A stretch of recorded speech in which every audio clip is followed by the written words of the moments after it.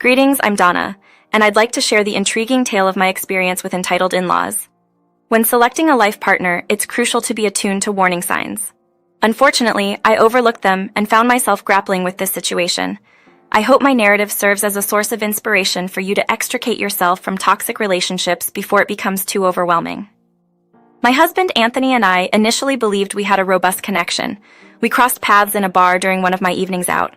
Anthony, a charismatic individual, effortlessly charmed me. At the time, I was single and on the lookout for a partner. My parents resided in a different country, and I was pursuing studies at a prestigious university, claimed to work in his father's business when we began dating. However, approximately 11 months later, Anthony admitted that he was, in reality, employed in a minimum wage position at Wendy's.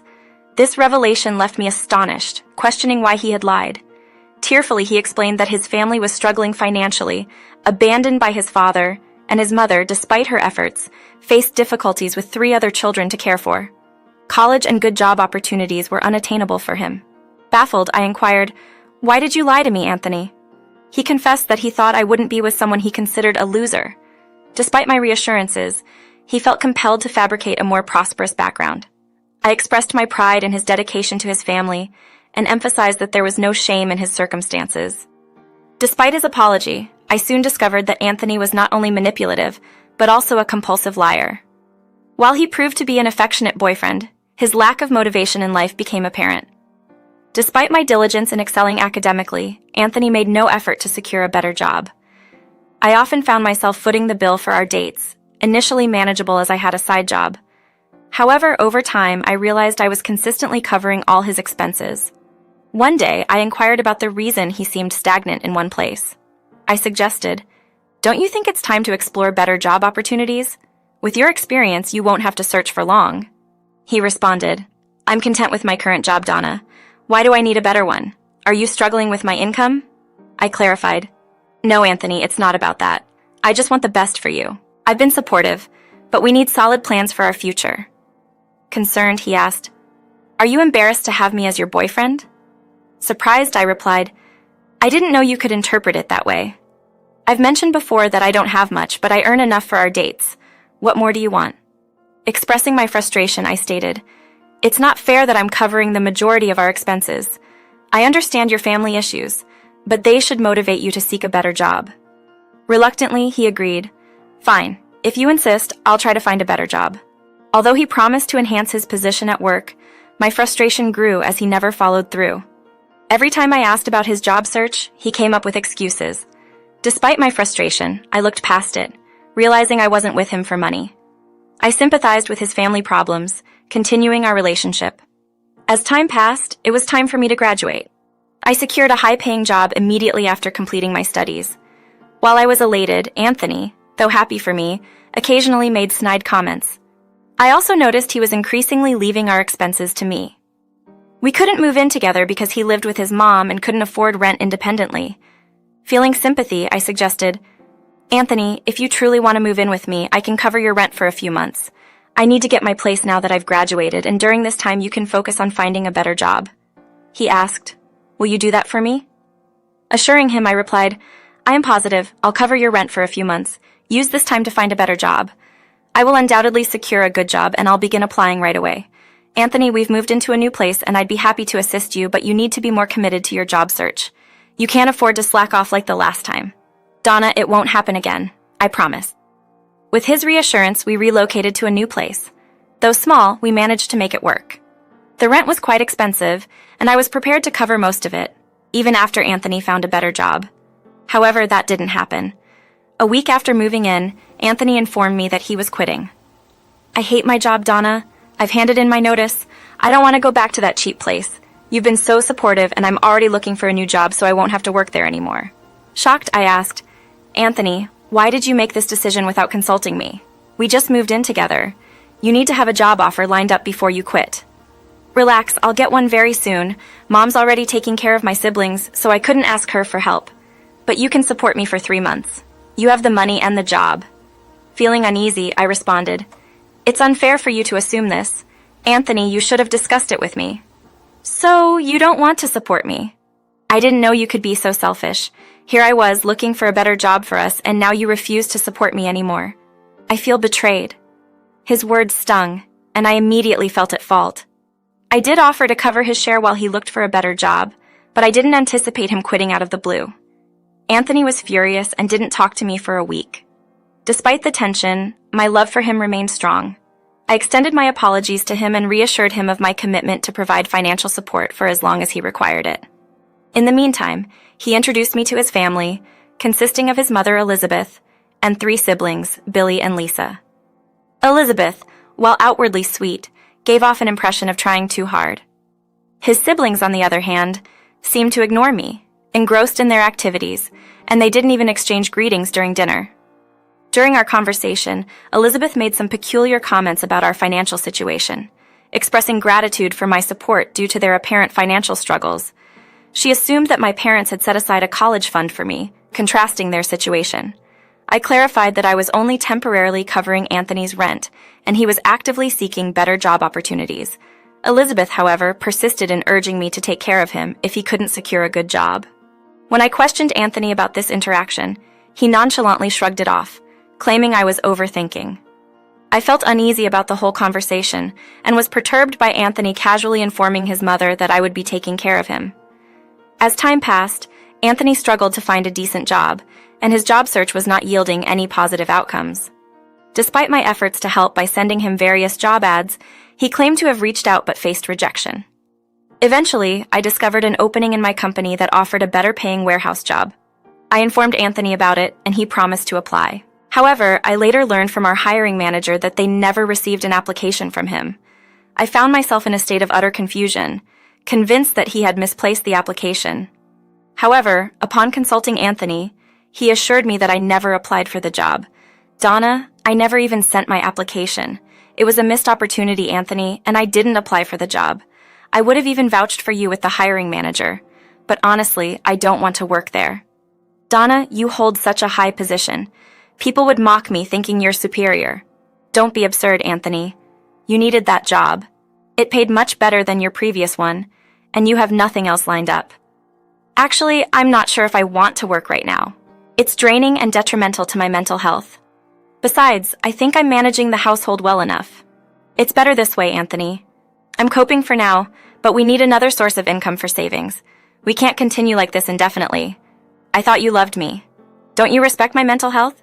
I thought you loved me. You should want me to be happy. A low-level job makes me unhappy." After this, there's nothing more to say. It's true. I could support both of us, and he was handling most of the household chores. Having someone at home was nice, but my savings were depleting and the future looked bleak. Nevertheless, I agreed to support him a little longer because his well-being mattered more to me than material wealth.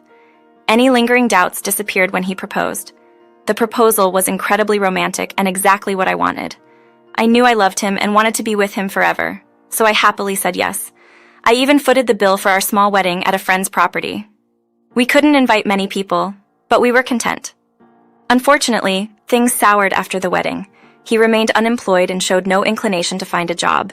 I tolerated it until he stopped contributing to household chores altogether, spending his time playing video games.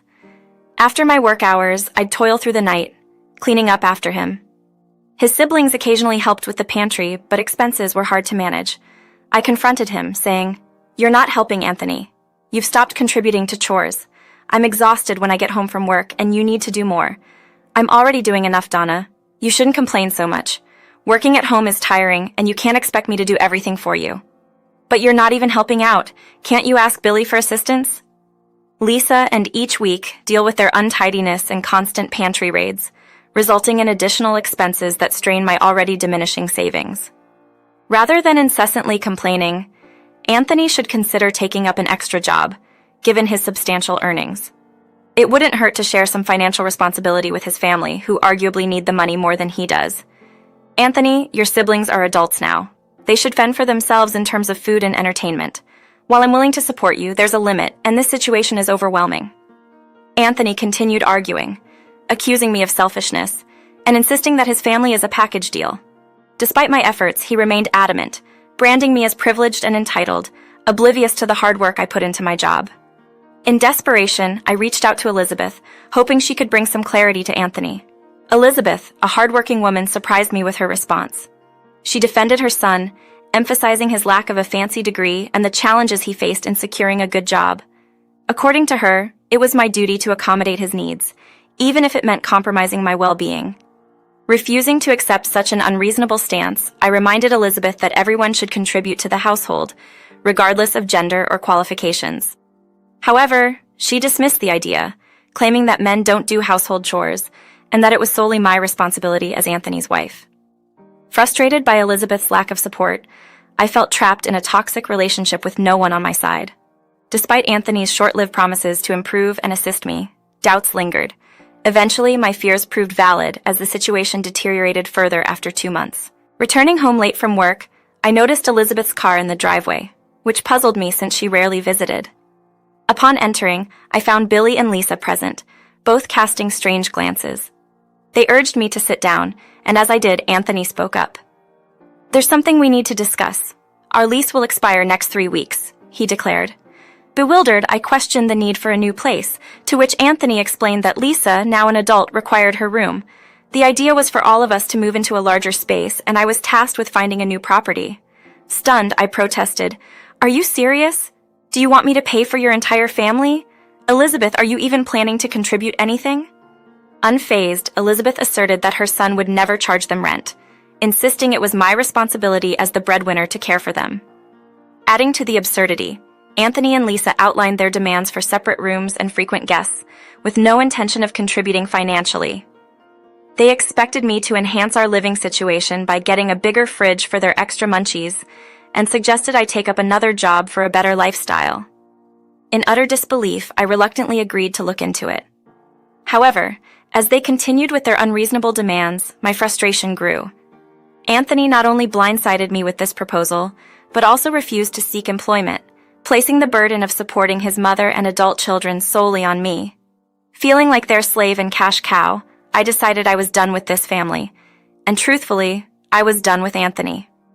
Formulating a plan, I assured them that I would figure something out and then promptly ushered them out of the house. In a last-ditch effort, I spoke to Anthony, hoping to salvage some semblance of my marriage, but he remained adamant that I should shoulder his responsibilities and care for everyone. At that point, I realized there was no turning back, so I called my parents and asked them to move back home. They were aware of my troubles and immediately agreed. Following that, I requested a transfer at work, knowing there was an opening in my home country. It provided the incentive I needed, and slowly, I planned the move. Since only my name was on the lease, ending the agreement was smooth. The landlord cooperated, agreeing not to inform Anthony. As the month neared its end, I booked a ticket back home without informing anyone. After reaching my parents' house, Anthony bombarded me with calls, accusing me of selfishness and demanding an explanation. "Where the hell are you? Your suitcase is gone, and the landlord is telling me to empty the house. What is going on?" he exclaimed. "I'm back in my home country, Anthony, away from you for good. You and your family can look for a new house on your own. I won't be paying for it anymore. It's time for you to go to work. I'll return only for the divorce. Don't expect to get a cent from me," I asserted. "You can't do that. You can't make us homeless. Come back and make this right. I demand you return. There's no way I'll sign the divorce papers," Anthony protested. "We will see about that," I replied before hanging up. Despite blocking calls and texts, Anthony, his mother, and siblings continued pestering me. A week later, Elizabeth reached out from an unknown number, begging for help. They had become homeless, having failed to renew the lease, thinking I would take care of housing. Living out of their cars with no money, they were struggling. Despite their pleas, I stood firm in my decision. Anthony tried unsuccessfully to find a job, and even voicemails and messages attempting to win me back were blocked. In my old home, near my retired parents who never liked Anthony, life improved significantly. My father even promised to find a good lawyer to discuss the divorce. While I plan to return eventually, for now, I'm taking things slow. Calls and texts from Anthony and his family eventually stopped, possibly due to financial constraints. Regardless, I felt liberated from my toxic husband and was enjoying a fresh start.